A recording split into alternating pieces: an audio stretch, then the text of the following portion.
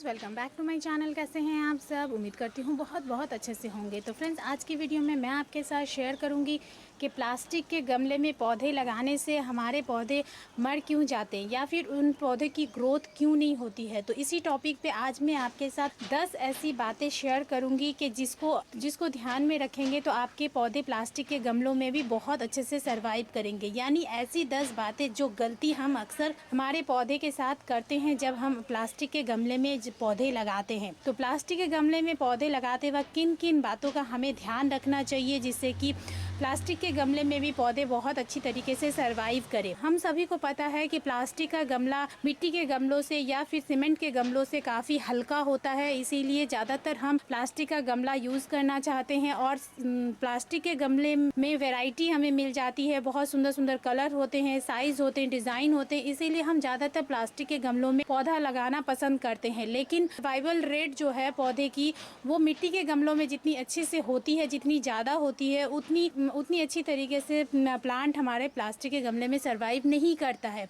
उसका क्या रीज़न है और किन बातों का ध्यान रखेंगे तो इस प्रॉब्लम से हम अपने प्लांट को बचा सकते हैं। तो ये कम्प्लीटली मेरा एक्सपीरियंस है। मैंने अपने टेरेस पे जो भी प्लास्टिक के प्लांटर में प्लांट लगा रखे हैं और उसमें मैंने जो फेस किया है, जिस चीज़ का सल्यूशन मैंने समय के साथ साथ किया है, और आगे आके मेरा ये प्लांट जो कि आप देख सकते हैं, इन सभी प्लांट को आप देख सकते हैं, ये मेरे सारे प्लास्टिक के गमले में है और कितनी अच्छी तरीके से फ्लावरिंग कर रहे हैं। तो वो क्या है जो कि मैंने खुद अपने एक्सपीरियंस से सीखा, आज की वीडियो में मैं आपके साथ यही शेयर करने वाली हूँ। तो फ्रेंड्स, प्लास्टिक के पॉट में जब हम पौधे लगाते हैं तो सबसे पहले हमें देखना है प्लास्टिक के गमले की साइज। यानी अगर हम छोटा पौधा लगा रहे हैं तो हमें पॉट की साइज छोटी रखनी हो, बड़ा पौधा लगाना हो तो हमें बड़े साइज का पॉट लेना है और छोटा पौधा लगाना हो तो छोटे साइज का पॉट लेना है। यानी ध्यान इस बात का रखना है कि प्लांट के अकॉर्डिंग प्लांट को जितनी मिट्टी चाहिए पॉट भी उसी साइज का होना चाहिए। तो पॉट के साइज को हमें बहुत ध्यान में रखना होता है। फिर हमें ध्यान में रखना है प्लास्टिक के पॉट में ड्रेनेज सिस्टम। मिट्टी के गमले में जब हम प्लांट लगाते हैं तो वो सिर्फ एक होल से भी काम चल जाता है, लेकिन प्लास्टिक के गमले में जब हम पौधे लगाते हैं तो हमें एक होल से काम नहीं चलाना है। गमले में सिर्फ एक होल होने से पानी जो है, जो ड्रेनेज सिस्टम है, वो बहुत अच्छा नहीं होता है और प्लांट की मिट्टी जल्दी जल्दी सूखती नहीं है।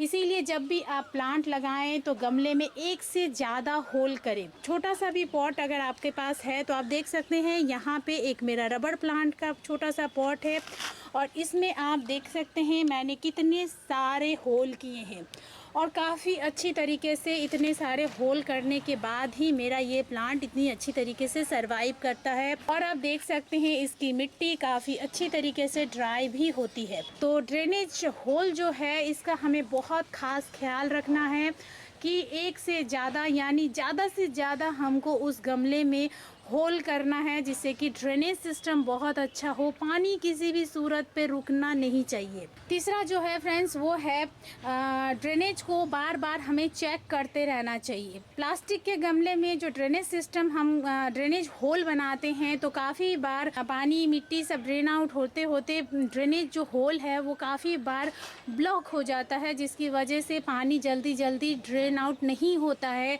और मिट्टी जल्दी ड्राई नहीं होता है। उसी वजह से प्लांट की सर्वाइवल रेट घट जाती है। मिट्टी जितनी जल्दी जल्दी ड्राई होगा प्लांट उतनी अच्छी तरीके से ग्रो करता है। प्लास्टिक के पॉट में क्योंकि एयरेशन नहीं होता है और मिट्टी के पॉट में एयरेशन बहुत अच्छा होता है, इसीलिए मिट्टी के पॉट में प्लांट ज़्यादा अच्छे से सर्वाइव करता है और प्लास्टिक के पॉट में नहीं करता है। अब चौथे नंबर में फ्रेंड्स, जब भी हम प्लास्टिक के पॉट में प्लांट लगाते हैं तो हमें ध्यान रखना है मिट्टी का। तो फ्रेंड्स, जब भी हम प्लास्टिक के पॉट में प्लांट लगाते हैं तो हमें प्लांट लगाते वक्त मिट्टी का भी बहुत खास ख्याल रखना पड़ता है।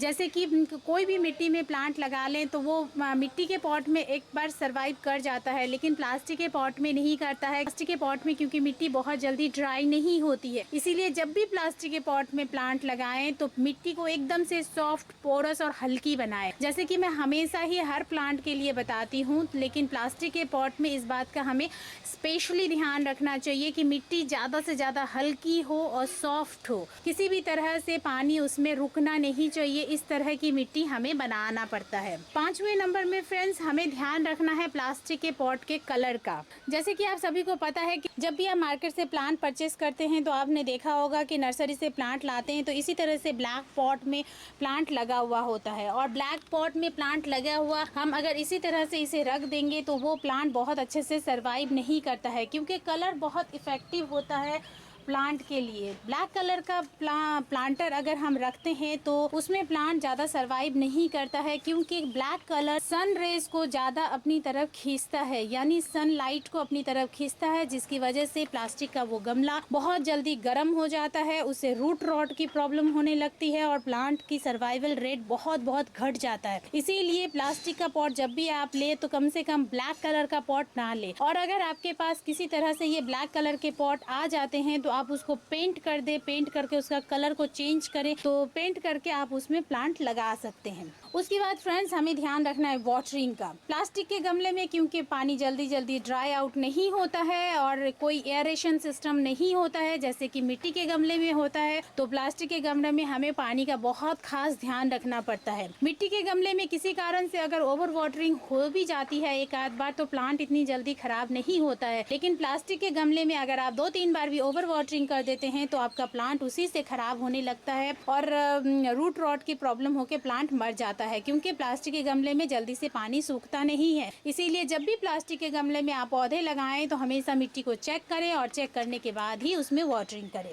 फिर फ्रेंड्स 7वें नंबर में हम बात करेंगे फंगस प्रॉब्लम की। प्लास्टिक के गमले में क्योंकि पानी जल्दी सूखता नहीं है, इसीलिए मिट्टी में ज़्यादातर यही प्रॉब्लम होती है कि मिट्टी में फंगस लग जाता है। तो हमेशा कुछ ना कुछ ऐसा आप अप्लाई करते रहिए जिससे कि मिट्टी में फंगस ना लगे। फंजीसाइड हो, हल्दी पाउडर हो, दालचीनी का पाउडर हो, इस तरह के जो पाउडर्स हैं जो कि हम अपने किचन से निकाल सकते हैं और मार्केट से भी परचेस करके ला सकते हैं, तो वो मिट्टी में हमेशा चेक करते रहिए और मिट्टी में चुटकी भर करके मिक्स करते रहिए जिससे कि मिट्टी में फंगस ना लगे, क्योंकि प्लास्टिक के गमले में फंगस की प्रॉब्लम बहुत ज़्यादा होती है, इसीलिए हमेशा ध्यान रखना पड़ता है। उसके बाद फ्रेंड्स 8वें नंबर में है हमें प्लांट को देखना है कि प्लांट किस तरह का प्लांट हम प्लास्टिक के पॉट में लगा रहे हैं। अगर हम हार्डी प्लांट लगा रहे हैं तो वो प्लांट प्लास्टिक के गमले में बहुत अच्छी तरीके से सर्वाइव कर जाता है, क्योंकि वो नेचर वाइज काफ़ी हार्डी प्लांट होता है, इसीलिए किसी भी सूरत में किसी भी स्थिति में वो सर्वाइव कर जाता है। लेकिन अगर हम सेंसिटिव प्लांट लगाते हैं, कोई नाजुक सा प्लांट लगाते हैं जिसकी बहुत ज़्यादा केयर करनी पड़ती है, तो वो प्लांट प्लास्टिक के गमले में बहुत मुश्किल से ही सर्वाइव कर पाता है। अगर आप ट्रेंड हैं, बहुत एक्सपीरियंस है आपको, तो आप उस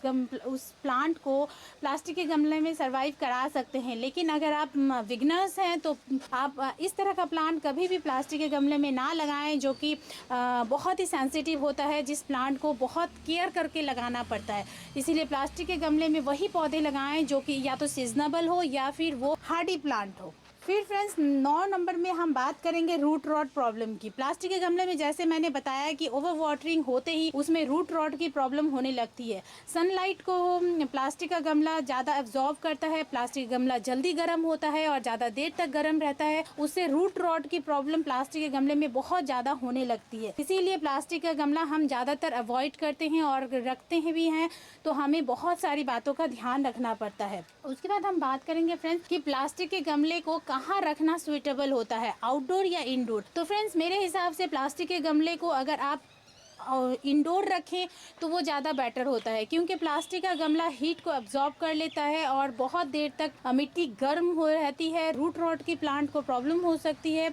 और प्लास्टिक क्योंकि धूप में रह के ज़्यादा दिन सर्वाइव नहीं कर पाता है, धूप की वजह से, बारिश की वजह से, धूप छाँव बारिश, ये जो मौसम का बदलाव होता है उसकी वजह से प्लास्टिक के गमले खुले में ज़्यादा सर्वाइव नहीं करते हैं। लेकिन यही गमलों को अगर हम इंडोर प्लेस करते हैं, इंडोर प्लांट लगाने के लिए प्लेस करते हैं, तो वो लॉन्ग टाइम तक सरवाइव करता है और हमारे पास लंबे समय तक चलता है। तो इस तरह से फ्रेंड्स इन सभी बातों का अगर हम ध्यान में रखें और प्लास्टिक के गमले में पौधे लगाएं तो हमारे पौधे कभी भी खराब नहीं होंगे।